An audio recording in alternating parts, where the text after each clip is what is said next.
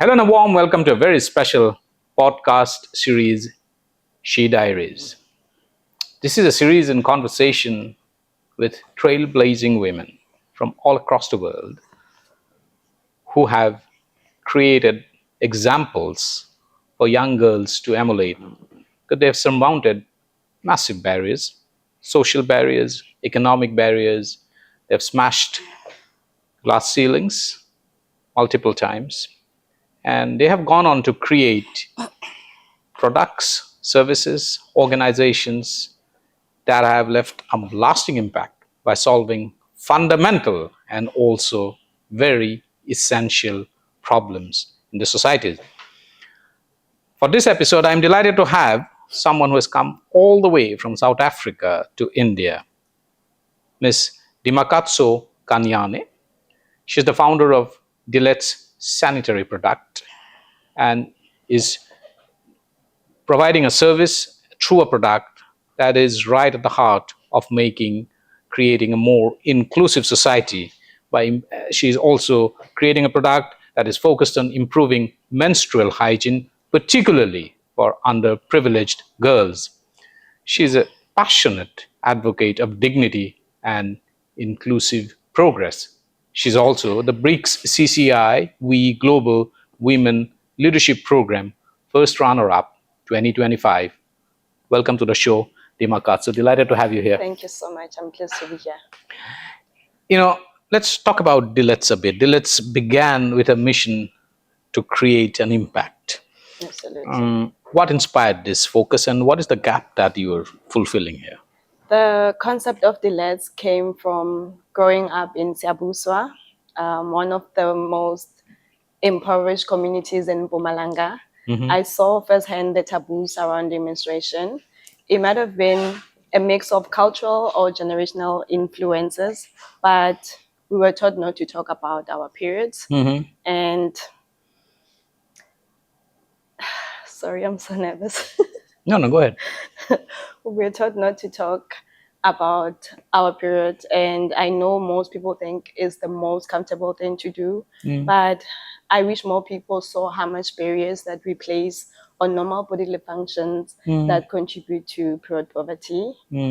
I feel lucky to invoke societal changes so we could all live with our basic needs met. Absolutely. So you're helping break the taboo too, isn't it? Also, you work directly in impacting, trying to create a positive impact, particularly creating education, creating awareness, and also educating girls. Yes. Could you share? This is a very basic question for my own understanding and for the understanding of the viewers and listeners. That how access to menstrual hygiene actually enables girls' ability to stay on in school, so that reduces the dropout rates. Yes. All right. So in South Africa, approximately 7 million girls miss school because they don't have access to these adequate essential resources.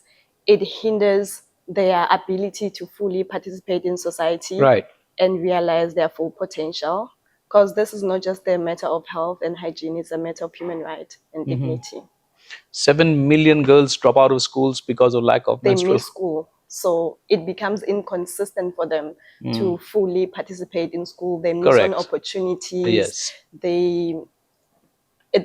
It's still a taboo. It's very much stigmatized. So, and when they miss out on schools during those days, it clearly erodes their opportunities as they go up in the career. Absolutely. And that is something that Dillet is trying to solve. Yes. You're building a purpose-driven enterprise, and my compliments for that. And it's very commendable. We need more people like you across the world, particularly in the serving the underprivileged communities across different parts of the world. But tell me one thing: how difficult has it been, and what are the challenges that you faced when you sought out to scale Dillets from concept to idea to scaling? What are the challenges that you faced? It hasn't been easy. I'm still really trying. I'm not where I want to be. So I'm really working hard to eventually to restore dignity and fully have girls attend school and be able to participate. However,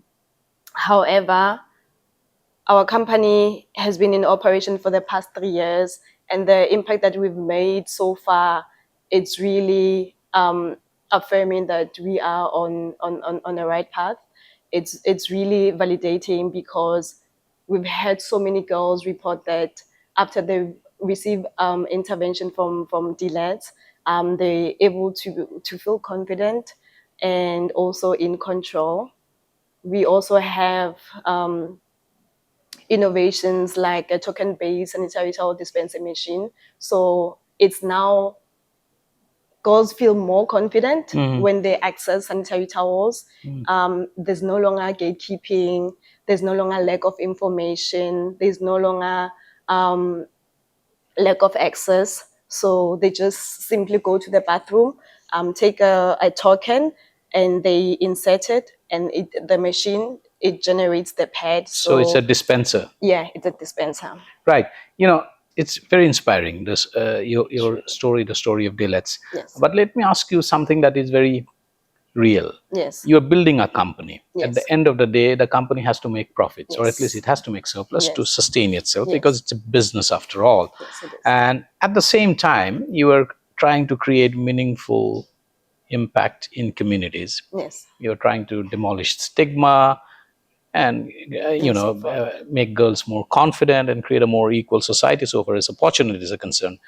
Does it pull in different directions? Do you think making a profitable business and scaling and creating social and community impact at the same time, they can be pulling in different directions?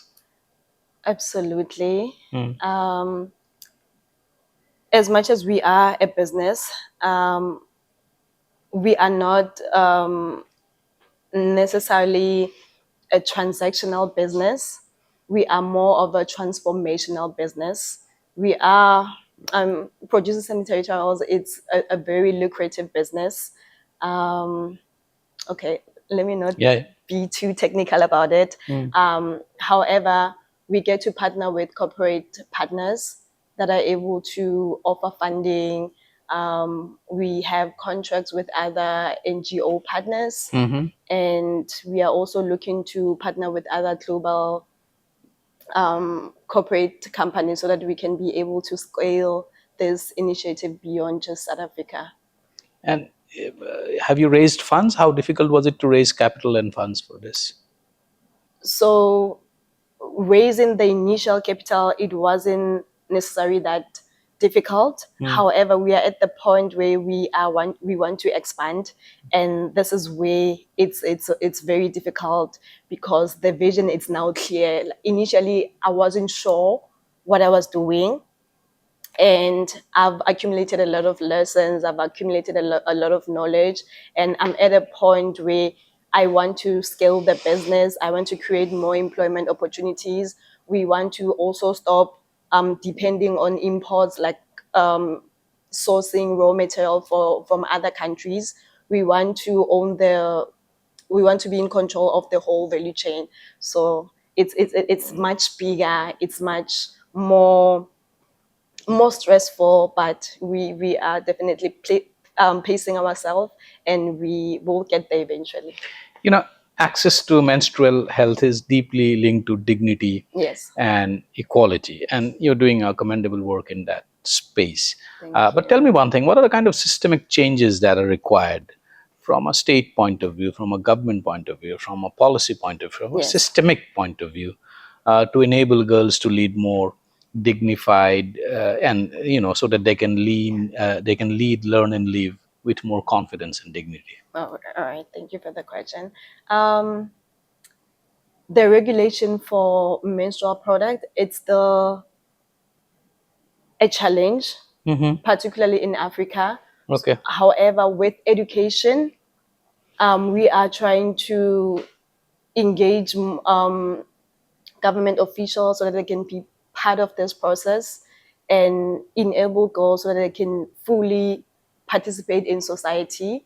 So with education and change of institution, I think we are slowly but surely getting there. It's not going to be easy. It hasn't been easy, but eventually with education, we will get there. And you are a woman entrepreneur who's driving meaningful change at the grassroots level. What is that piece of advice that will give someone who wants to follow your footsteps? I would say to someone who's watching, someone who aspires to be in business, they need to stay rooted in their purpose. They need to be authentic, and in that way, they'll be able to make a meaningful impact. Absolutely. Thank you so much, Dimakatso, for taking the time out and dropping by to have this conversation with us and sharing your deep insights and perspectives on a range of issues.